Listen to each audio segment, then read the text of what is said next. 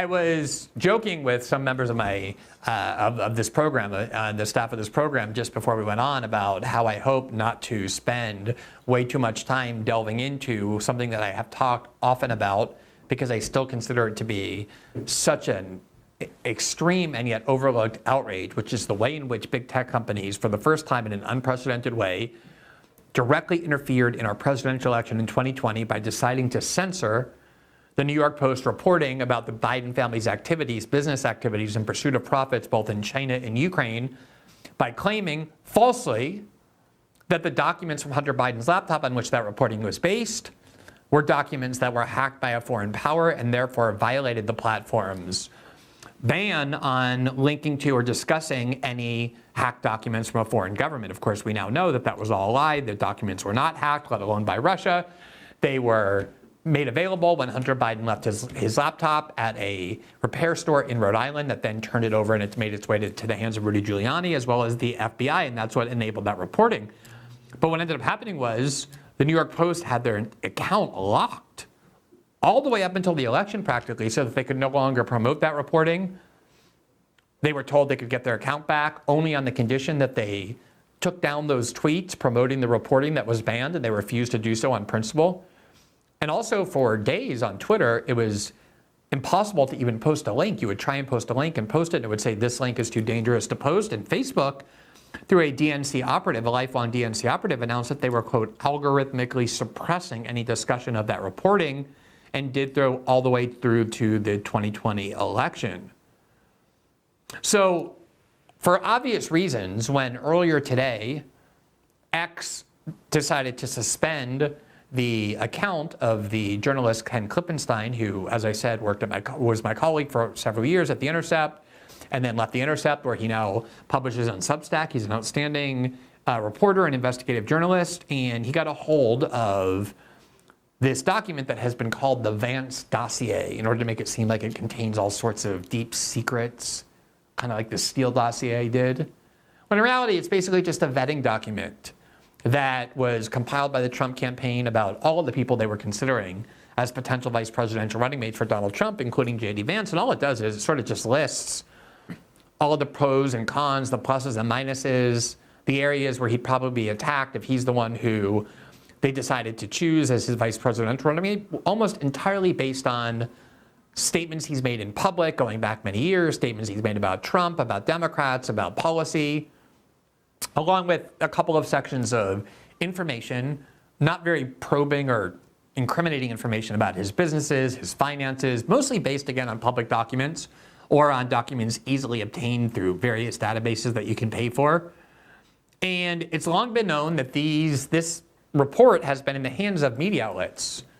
And these media outlets claimed, and so did the US government, that the way these media outlets got this report about J.D. Vance was because Iran hacked into the Trump campaign and was able to extract this document and gave it to media outlets, just like they claimed in 2020, or rather in 2016, that the Russians hacked into the DNC and Podesta emails, and that was how WikiLeaks got those materials that then journalists, as they should have, began reporting on. And these media outlets, people obviously knew that they had them. A lot of journalists don't keep secrets and talk. And so they were asked, why aren't you publishing this dossier on J.D. Vance that you've gotten? Why are you withholding it? And they would say, well, in part, it's because we changed our rules in 2020 in response to liberal demands and liberal grievances that we should no longer publish information right before an election if it's obtained through a foreign hacker. And obviously, the liberals wanted that news, that principle of journalism changed from what it had been for decades, which is we don't care where documents come from, we don't care what the sources, we don't care what the source's motives are. As long as the documents are authentic and in the public interest, we publish. This has been foundational to journalism for decades. But because they wanted to protect the Democratic Party from any further possible hacks of documents by the Russians, they changed the rules by which journalism has operated for so long to say from now on, right before an election, we're not going to publish documents that we get by virtue of a foreign government hacking and trying to interfere in the outcome of our elections. And so they kind of screwed themselves in the sense that they announced this rule that was obviously designed to protect Democrats, but then once they announced it, They obviously couldn't then go publish documents that the government says came from Iranian hackers. Not even our media could be that blatant in violating their own announced policy 4 years earlier. The real reason they didn't publish it, though, the other reason that they gave is the real reason they didn't publish it, which is basically that it doesn't contain anything incriminating about J.D. Vance at all. I can essentially guarantee you, even though it's a counterfactual, that had these media outlets gotten documents about the Trump campaign or from the Trump campaign that came from Iranian hackers or Venezuelan hackers or Palestinian hackers or whoever doesn't like Donald Trump, and it actually contained incriminating evidence about Donald Trump or J.D. Vance, I can guarantee that they would have published those documents so fast it would have made your head spin. But here, this Vance dossier is extremely benign. Actually, parts of it are flattering to J.D. Vance. And so these journalists got to pretend, oh, we changed our policy in 2020. We're going to stick by it, whether it's Trump or Biden that it helps, or Trump and Harris or the Democrats that it helps. But in reality, they got to get up on their high horse because publishing this document wouldn't have hurt J.D. Vance at all, as we now know, because this document made its way to Ken Klippenstein and his colleague, the national security journalist Bill Arkin, and they have published it earlier today on their Substack.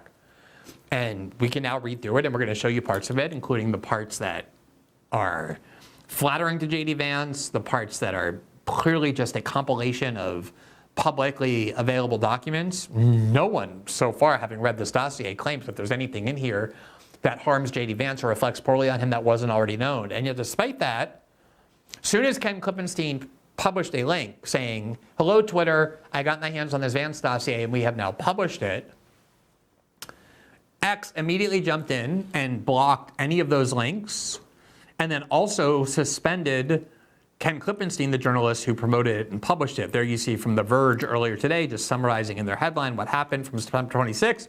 X blocks any links to hacked J.D. Vance dossier and suspends the journalist who published it. Now, when this happened, a lot of people, including myself, presumed at first glance that it seemed very similar to what happened in 2020, when material that was published by the New York Post that reflected poorly on the Biden family and the Joe Biden campaign was blocked in the same way by Twitter, the pre-Elon Musk Twitter. They banned any attempt to post those links. They locked the account of the New York Post, the journalist that published it.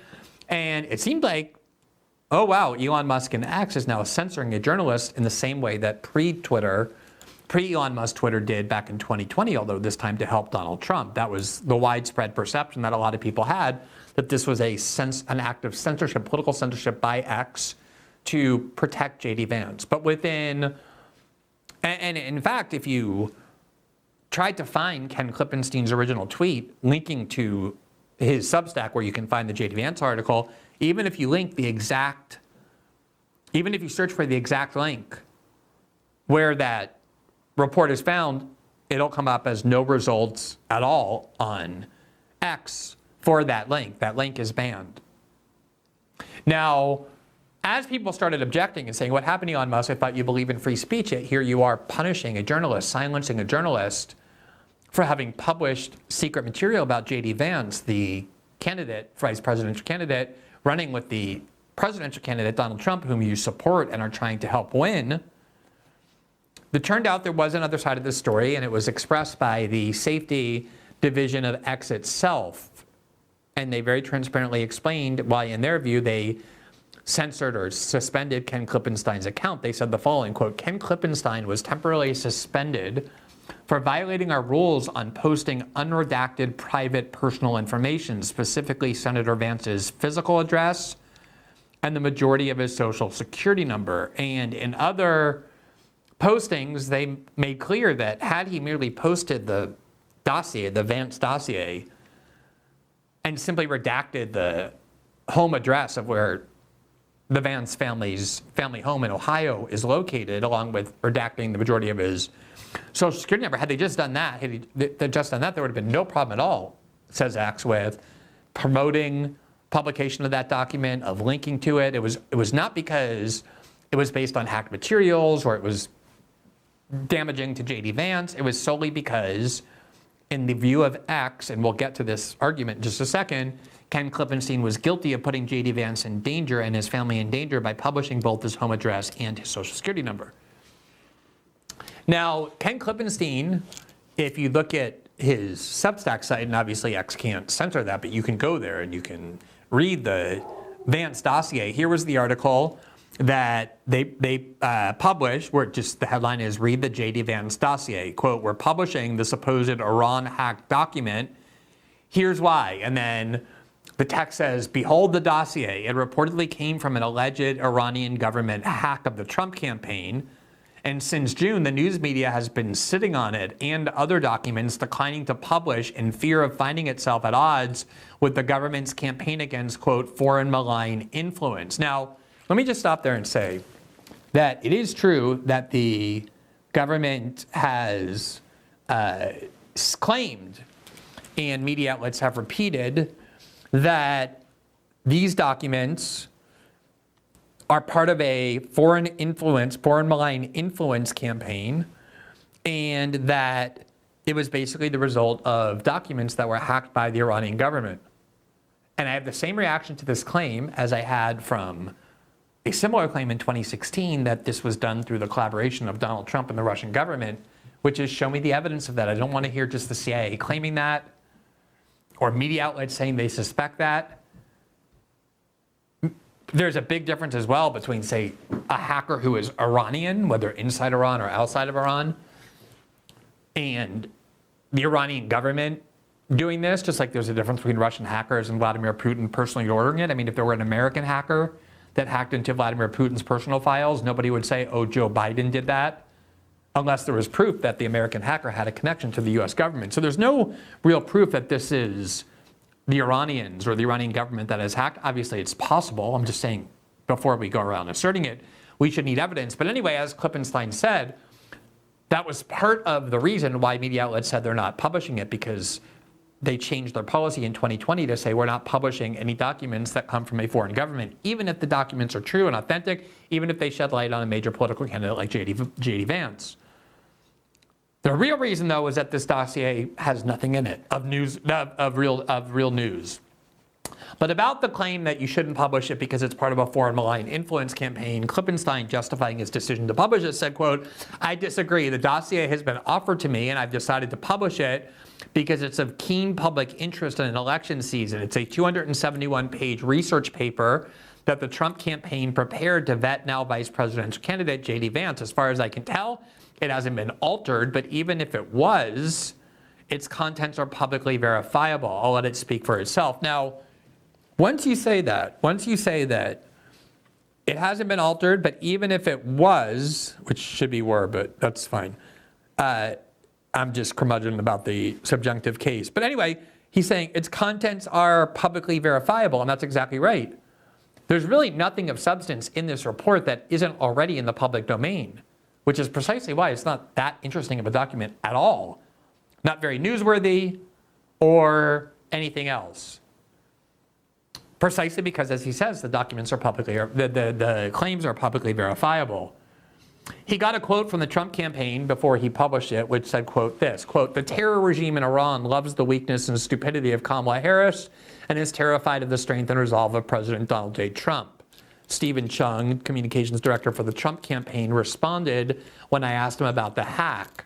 Klippenstein went on, if the document had been hacked by some, quote, anonymous like hacker group, the news media would be all over it. I'm just not a believer of the news media as an arm of the government doing its work combating foreign influence, nor should it be a gatekeeper of what the public should know. Now, about that, I completely agree with Ken Klippenstein, which is why I was so vocally and vehemently critical of the decision by Twitter and Facebook at the pressure and behest of the US security state to censor reporting that was done by the New York Post, as well as a decision by many other media outlets to refuse to report on the contents of that reporting based on their lie that came from the CIA, that this was sort of some foreign influence campaign of disinformation that came from the Russian government. The Russian government had absolutely nothing to do with those documents. They never had anything to do with them. It was not disinformation. It was authentic. They were authentic documents. And That was the thing I was saying back in 2020, is this is not the media's role to withhold relevant documents in the public interest about a major political figure like Joe Biden who's running for president simply because they think that it's part of some foreign influence campaign. So Ken Klippenstein is taking that rationale that was used by some of us in 2020 to object to the censorship of this reporting. And as you probably know, because I've talked about it many times, I left The Intercept because that was their argument, was you can't report on the contents of the Hunter Biden laptop documents. The CIA says it's not authentic, that it's Russian disinformation, et cetera. And I was so angry about it that I left The Intercept over it. And most liberals were either silent about that, indifferent about it, or fine with it, supportive of it, that Twitter and Facebook were censoring these materials. But here's Ken Klippenstein saying, I reject this rationale that the media should be involved in some gatekeeping role where we don't publish things if we think they come from a foreign government. I think he's exactly right about that. The only two concerns that a journalist should have are, number one, are the documents authentic? Number two, is it in the public interest? If the answer to both of those questions is yes, you publish it, regardless of where it came from, how it got obtained, whether they were stolen or hacked, whether the source had good or bad motives. This is journalism 101. That's the job of a journalist. The only reason this is even an issue is because the media changed its rules in 2020. But if you think this Vance dossier should be published, even if it came from the Iranian government, then how can you possibly object to the New York Post reporting on the Hunter Biden laptop, or the reporting that the media did on the hacked DNC and Podesta emails, which are equally, at least, of public interest? Here is the dossier itself, and there you see the title, Research Dossier, J.D. Vance, last updated February 23rd, 2024. And here is how the document begins. Quote, in preparing this background report, we undertook an examination of all readily available and relevant electronic and online records, several hundred Nexus and news articles, dozens of active and archived web pages, and several dozen public records from Nexus and the resources of various federal, state, and municipal government offices. The results of our analysis are contained below. So even they're saying all these documents, if you tried hard enough to get them, they're all either in the public domain or easily obtainable through services like Nexus that you pay for, or by going to government offices and asking for these documents that are the public has a right to see. They didn't hire spies or use the NSA to spy on J.D. Vance's phone calls and found something menacing or improper. It's all just based on publicly available information, most of which is about J.D. Vance's trajectory, political trajectory, and things he used to say about Trump and Republican policy and things he now says. The compilers of this dossier about J.D. Vance summarized it this way, quote, J.D. Vance's political views display a nuanced landscape, revealing a range of positions that traverse traditional party lines. While acknowledging the benefits of certain democratic policies for working-class Americans, Vance has been notably critical of aspects of the Trump administration's agenda. His skepticism extends to Trump's core domestic policies, expressing doubts about their effectiveness and seriousness in moving the country forward. Vance diverged from Republican orthodoxy by criticizing the 2017 tax cut bill and supporting higher taxes on capital gains, U.S. businesses, and individuals without children. Now, all of this was known. J.D. Vance was extremely critical of Trump in 2016, was considered an ever-Trumper, but also based on his populist economic principles, he didn't want tax cuts for big corporations and rich people. It goes on, quote, in a departure from conservative economic principles, Vance has questioned the emphasis on America's businesses, criticizing corporate interests, and economic incentives for company relocations. He has signaled support for strengthening labor unions, opposing right to work laws, and advocating for reforms like sectoral bargaining and labor representation on corporate boards. This stands in contrast to traditional free market priorities, with Vance opposing Milton Friedman-backed policies and emphasizing the nuclear family over free market principles. Vance's stance on healthcare revealed further deviations from the conservative playbook as he opposed the Trump administration's effort to repeal and replace Obamacare. Expressing concern for those potentially losing access to healthcare, Vance urged Medicaid cuts. Vance urged against Medicaid cuts. On environmental issues, he acknowledges climate concerns and dismisses the return of coal jobs. Vance is also known to have been critical of Trump's border wall proposal and his Muslim travel ban. He attributes the border crisis to business interests seeking cheap labor, aligning with Trump's rhetoric but diverging on some points. And then he said this, in 2017, Vance claimed that Trump was part of a political realignment, predicting that, quote, in 20 years, Trump and Senator Bernie Sanders would be in the same party, kind of the way that Senator Bernie Sanders and Dick Cheney are now. J.D. Vance said, there's a realignment. It's about populism and anti-establishment politics versus establishment politics. And as a result, he envisions that 20 years from now, Trump and the kind of Sanders movement would be in the same party, while Paul Ryan and Hillary Clinton would be in their own separate party. Now, I personally don't think that reflects poorly on J.D. Vance at all. Quite the contrary. Remember, Donald Trump ran in 2016 based on this populist framework, not just rejecting Bush-Cheney foreign policy, but also longtime Reaganomics about, rising tide lifts all boats. If we make the richest in our society richer, then it helps everybody, because these corporations have no allegiance to the United States anymore. You make these mega corporations even richer. They run roughshod over people who are middle class or working class. They exploit their monopoly power. They destroy consumer rights. They ship jobs overseas. It's what's wrecking the country, is just giving this unfettered power to gigantic corporations. That was Donald Trump's and Steve Bannon's view in 2016 of populist economics, and J.D. Vance is a true believer in that, hence all of these deviations.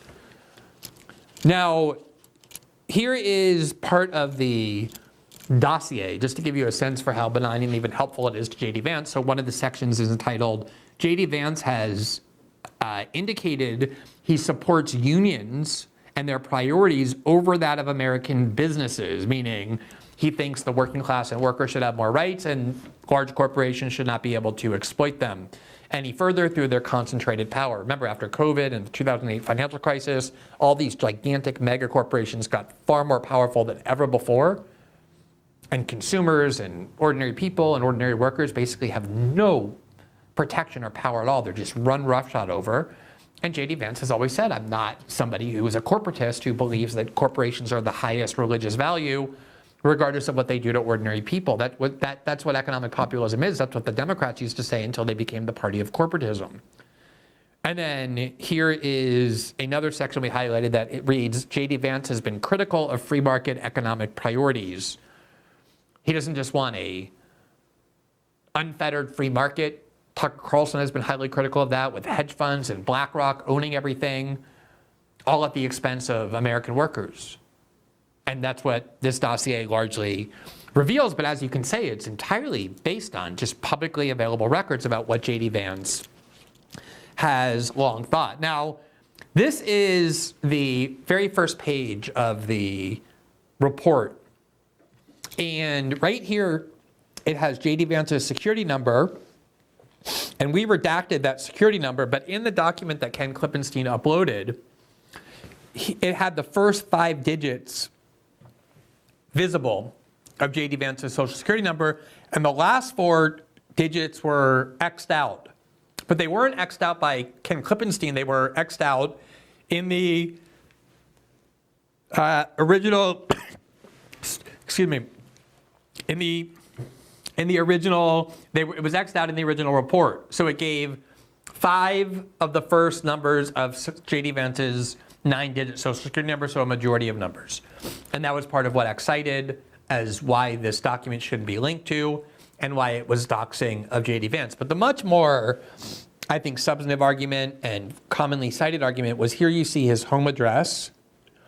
And the address that's listed here, and again, these green redactions are ours. There were no redactions in the report that Ken Klippenstein uploaded. This report contains, this section right here, has the actual home address of where J.D. Vance and his family live, their principal residence in Ohio. Obviously, J.D. Vance, being a senator, spends a lot of time in Washington, but his wife lives and works in Ohio. Their children live in Ohio. They go to school in Ohio. And this report disclosed the exact address where that home was. And then there's an additional property. I believe this is the one that J.D. Vance has where he lives when he's in Washington, in Arlington, Virginia. We also blocked that out, but there wasn't blocked out in the reporting. Now, the argument from X was, we don't care that the J.D. Vance dossier was disclosed. We only care that his security was endangered by virtue of publication of this very personal information that was not ever redacted and could make people know where he lives and be put in harm's way. Now, if I were publishing a document like this, and had I gotten this dossier on J.D. Vance, my guess is I would have published it. I mean, it was a document compiled by the Trump campaign. It is about J.D. Vance. It has factual information in it. It was part of what went into the decision-making process of the Trump campaign. So even though there's nothing particularly newsworthy in here, I think it's a document that the public should see, that media outlets shouldn't hide. But I most definitely would have redacted any of this kind of personal information if for no other reason than it has no journalistic value. There's no journalistic value to knowing the street address of J.D. Vance. There's obviously potential harm that could come, although I think far less than a lot of people have been making that out to be for reasons I'll explain in a second. But I think the act of publishing it was perfectly fine. In fact, a good thing. And according to X, they agree. Their only issue, unlike when they censored the reporting based on the Hunter Biden article, the Hunter Biden documents back in 2020, was that the very first page could put J.D. Vance at risk because it contained this information that, for whatever reasons, was not redacted before it went up. I don't know what this is, why there's an ad for filet mignon, but apparently that was in the report. Now, I want to get to the question of what doxing really is, because I've been accused of doxing people before in ways that were preposterous. And the reality is that J.D. Vance's address, both in Ohio and in Virginia, have been widely spread all over the internet before. It's not like it was some big, huge secret. If somebody actually wanted to find out where the Vances lived in Ohio or where J.D. Vance lives in Arlington, Virginia, it's extremely easy to find online. You don't even need to dig. You just go to Google and enter J.D. Vance's house and it will all come up. I personally would not have published it simply because there's no value to it, and the more number of people who see it, the more risk there might be. But it wasn't like this was some closely held state secret and now everybody knows where J.D. Vance lives. J.D. Vance's house is well known if you want to find it. Trump lives in Mar-a-Lago. I hope I'm not doxing him. We know where the Obama house is on Martha's Vineyard. And on top of that, J.D. Vance now has Secret Service as significant and large as the sitting president of the United States himself.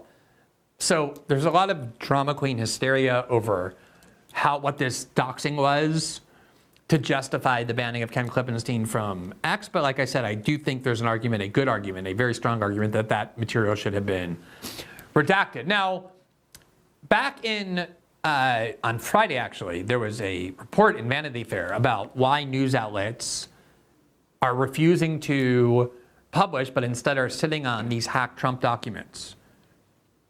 This was 2 days ago. I was thinking today's Monday. I don't know why I thought that. It was actually on Tuesday, Vanity Fair published this article entitled "Why News Outlets Are Sitting on Hacked Trump Documents." Obviously, this is an open secret in Washington. All these journalists inside these media outlets know that they have this, and a lot of them are angry that it's not being published. And so they're going around trying to get it published, telling everybody they can find.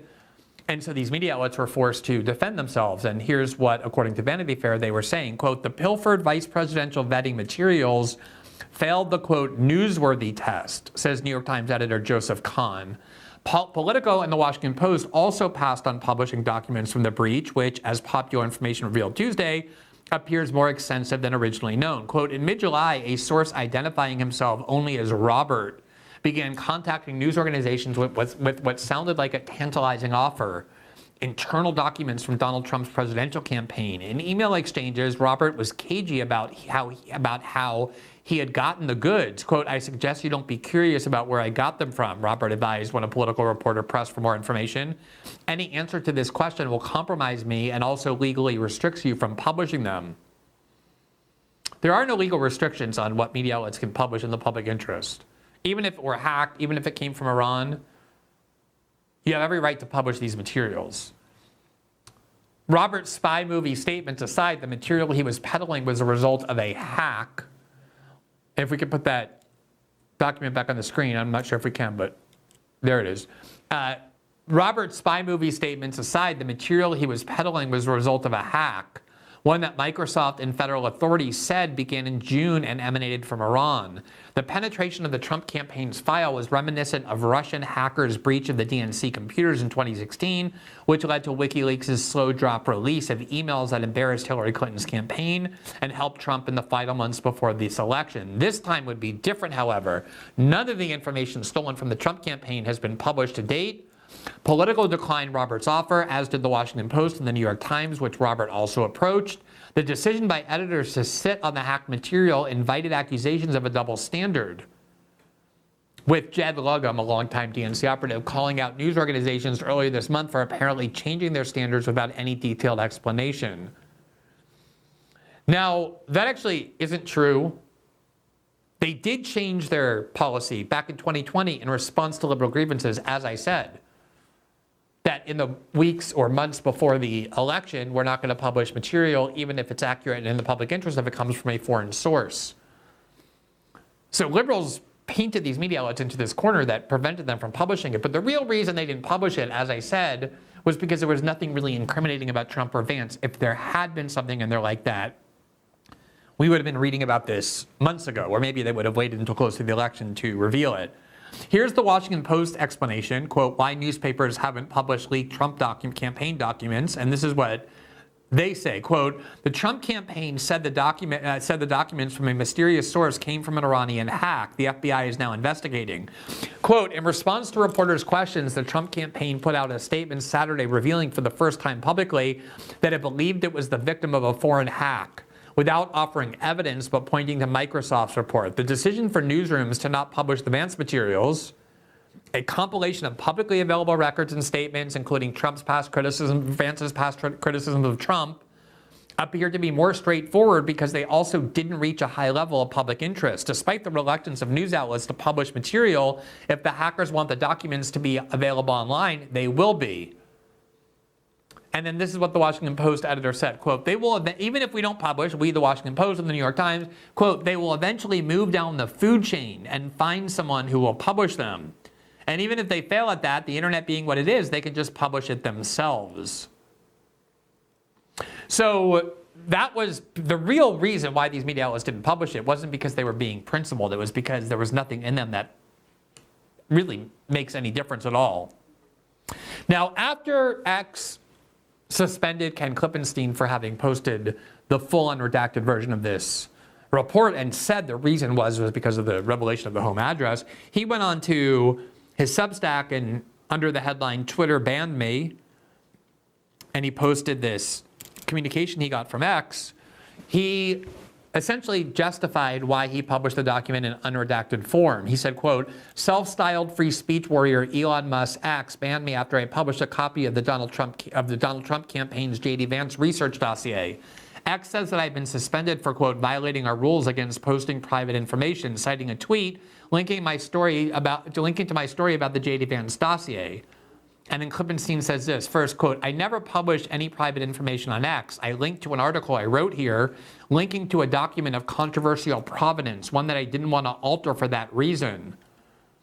He then went on and said, quote, the principle involved here is complex. I do not believe it is the job of news media to alter documents as if it's a de facto government deciding what the public should and shouldn't know. Yes, I know that in general, it's general practice to delete, quote, private information from leaks and classified documents. But in this case, not only is Vance an elected official and vice presidential candidate, but the information is readily available for anyone to buy. We should be honest about so-called private information contained in the dossier and, quote, private information in general. It is readily available to anyone who can buy it. The campaign purchases information from commercial information brokers. These dealers make huge profits from selling this data, and the media knows it because they buy the data for reporting purposes, just like the campaign. They don't like to mention that, though. Did I make a mistake in not redacting the, quote, private information of J.D. Vance? If I wanted a Twitter account, I would say apparently so, but on principle, I stand by it, absolutely. Now, even though I defend most of what Ken Klippenstein did, as I said, I don't think there's any such thing as a journalistic principle that says you never redact any information from a document. Not even Julian Assange believes that. Other than the 2016 dump of emails from the DNC, every time WikiLeaks has published material, they've redacted or withheld material that they thought would be harmful to the public.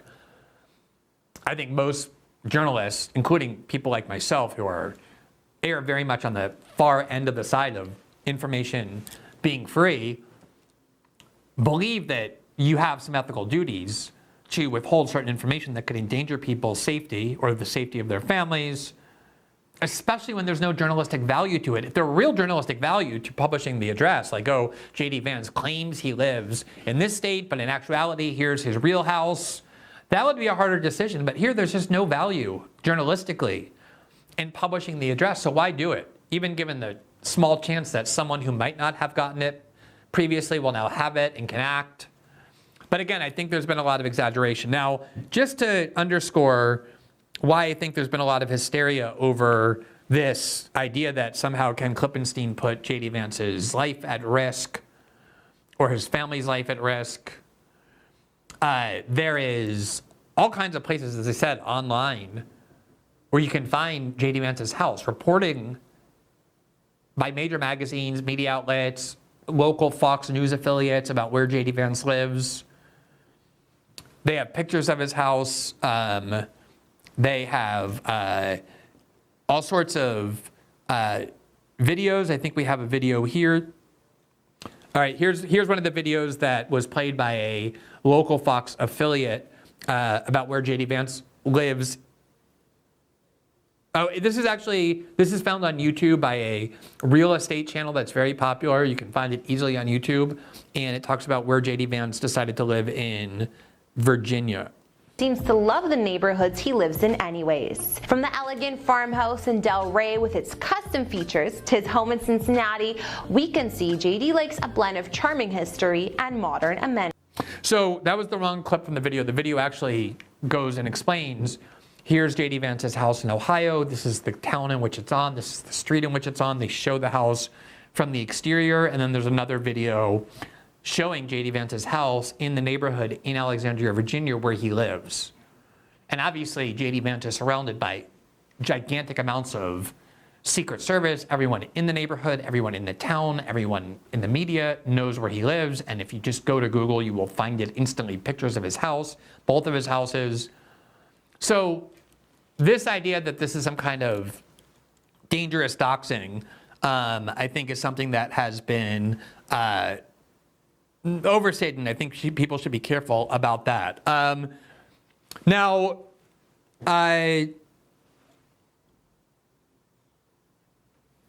we have talked before about this kind of change that the media adopted in when they publish documents and when they don't. I just want to, this was right around the time when there started to be this controversy. Wait, media outlets have these documents. They say that they're hacked by Iran, and yet they're not publishing them. This is a issue that we covered on August 14th, just last month. I just want to play a little bit of clip about what really happened here, about why these media outlets won't publish or kind of painted themselves into a corner about not publishing things like this quote-unquote Vance dossier, which they claim is from an Iranian hacker. I don't think that should matter at all, but they have to pretend that it does, and this is why.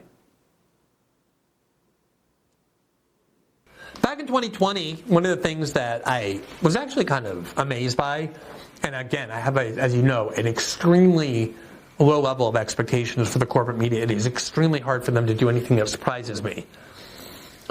The Hunter Biden lies before the 2020 election, to this day, enrage me, but they didn't surprise me.